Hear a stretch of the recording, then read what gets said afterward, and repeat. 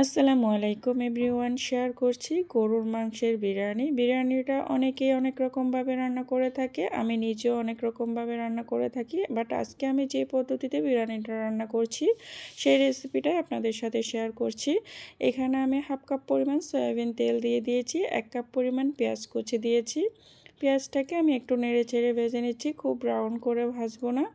আর দারচিনি, লবঙ্গ, এলাচ, তেজপাতা দিয়ে দিয়েছি। গোটা মশলাগুলো আপনাদের পছন্দ মতো আপনারা ব্যবহার করতে পারেন। দিয়েছি 1 চামচ আদা বাটা, 1 চামচ রসুন বাটা, 2 টেবিল চামচের মতো বাদাম বাটা আর হাফ কাপ পরিমাণ দিয়ে দিব টক দই।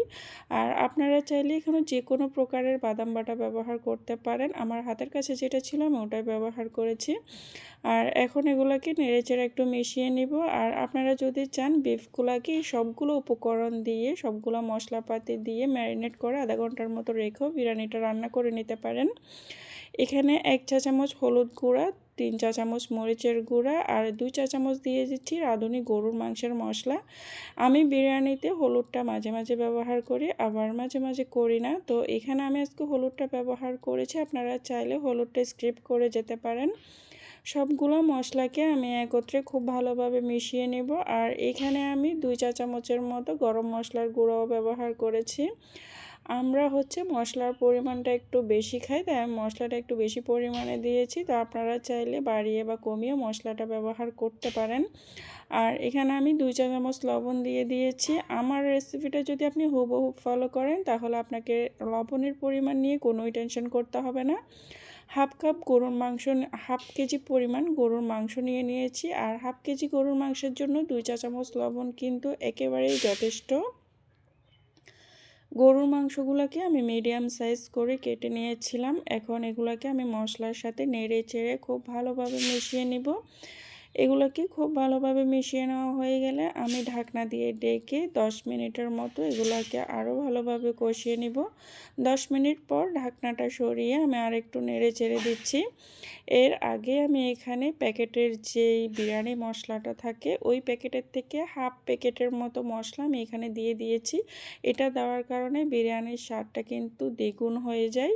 তো মশলাটা দিয়ে আমি মাংসটাকে নেড়ে চেড়ে সুন্দর করে মিশিয়ে এখানে হাফ কাপ পরিমাণ মতো গরম পানি অ্যাড করে দিব। আর মাংসের মধ্যে অবশ্যই গরম পানি অ্যাড করার ট্রাই করবেন, ঠান্ডা পানি দিলে কিন্তু মাংসটা সেদ্ধ হতে অনেক টাইম নেয়। তো হাফ কাপ পরিমাণ গরম পানি দিয়ে আমি এখন মাংসটাকে একটা প্রেসার কুকারের মধ্যে ট্রান্সফার করে নিব, যাতে করে সময়টা বেঁচে যায়, মাংসটা খুব তাড়াতাড়ি সেদ্ধ হয়ে যায়। আমি এভাবেই মাংসটাকে সেদ্ধ করে নিচ্ছি, তবে কেউ যদি চায় এভাবে ফ্রাইং প্যানের মতো মাংসটা সেদ্ধ করে নিতে পারে। আর যদি আপনি প্রেসার কুকারে মাংসটা সেদ্ধ করেন তাহলে সময়টা বেঁচে যায়। তো আমার খুব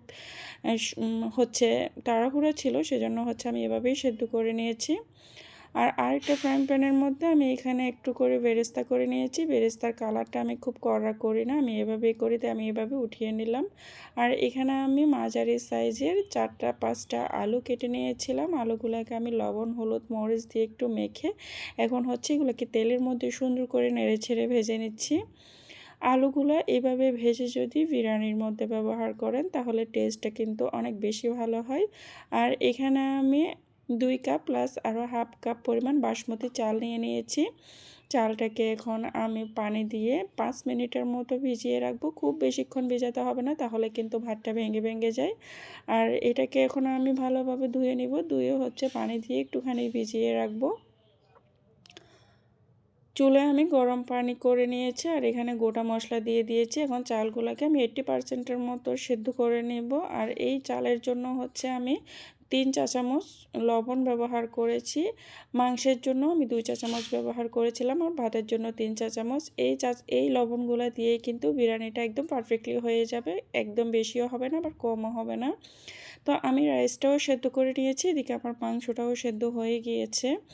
আর আমার এখানে যেহেতু আমি প্রেসার কুকারে দিয়েছি, প্রেসার কুকারে দিলে মাংসের থেকে একটুখানি পানি বের হয়ে যায়, তো কোনোই প্রবলেম নেই। যেহেতু আমি চালটাকে একটু কম সেদ্ধ করেছি, এটা কোনোই প্রবলেম হবে না। আর এখানে আমি 2 চা চামচের মতো চিনি ব্যবহার করেছি টেস্টের ব্যালেন্সের জন্য। এখন আমি রাইসগুলোকে দিয়ে দিচ্ছি। আমি এখানে হাফের মতো রাইস দিয়ে দেওয়ার পরে মাংসের সাথে একটু করে হালকা করে মিশিয়ে নিব। দেন হচ্ছে আমি বাকি রাইসগুলো দিয়ে দিব উপরে। ওগুলার এখন মিশিয়ে নেওয়ার কোনো দরকার নেই। বাকি রাইসগুলো দেওয়া হয়ে গেলে আমি ভেজে রাখা আলুগুলা উপরের থেকে একটু ভিতরের দিকে টেপ করে দিয়ে দিব। এরপর হচ্ছে আমি এখানে আলু বোখরা দিয়ে দিব। আলু বোখরা আপনি আপনার পছন্দ অনুযায়ী ব্যবহার করতে পারেন। আর যদি হাতের কাছে না থাকে তাহলে স্কিপও করে যেতে পারেন। আলু বোখরা দিয়েছি, কিশমিশ দিয়েছি, এরপর বেরেস্তা দিয়েছি। এরপর স্মেলের জন্য উপর থেকে একটু ঘি দিয়ে দিচ্ছি।